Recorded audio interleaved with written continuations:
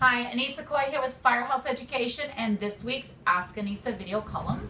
And this week we are doing our number 3 set in the series about working with adjusters. And today what we're going to talk about is the actually understanding the claims process, okay?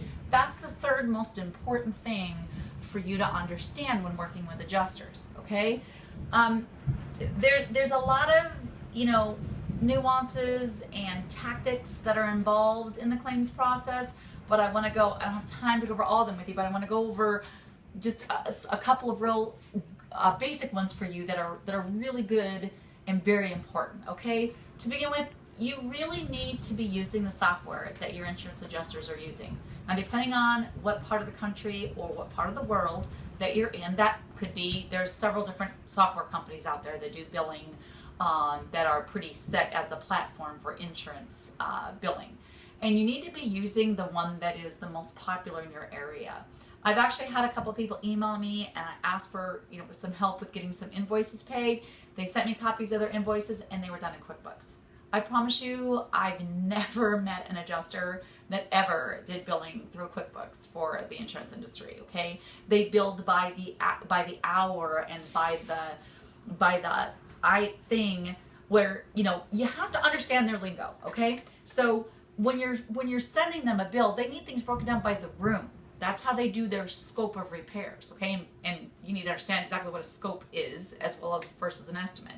So they do things by the room. Some things are by the lineal foot, some things are by the square foot, things like that, or some things are by the one each. And if you're billing it another way, it's very confusing to the adjuster. It's going to make it a pain in the neck to work with you because they can't just take your scope and put it in their system and go, yeah, okay, that works. They actually have to turn around and rewrite it. So you're not really being a solution partner and helping them, all right? So you need to know the software that adjusters use in your area, and you really need to be using that. All right, don't make shortcuts there, because what you're going to do is you will not only not be that solution partner for that adjuster, but you're going to be a pain in the neck for them, and they're not going to want to work with you on a job. They're going to prefer to work with somebody that makes their life easier, which is going to be using that same software program. Okay, so the second thing is you really need to understand the terminology and the process, the way a claim flows through. Okay, so you need to know things like, what's the difference between emergency services and what's emergency services, what's reconstruction, what's depreciation, ACV versus RCV, what's a holdback, that sort of thing.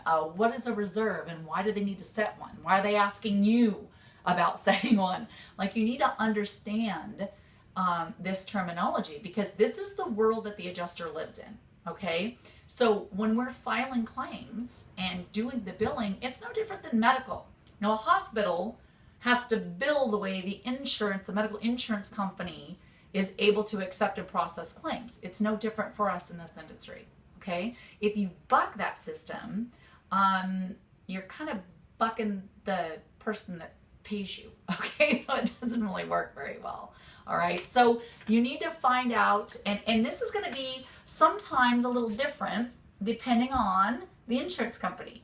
Okay, some do things a little bit differently than this insurance company. And I've worked with everybody from Lloyd's of London, Chubb's, to Safeco, and what's another low insurance company, or inexpensive, I should say, Progressive.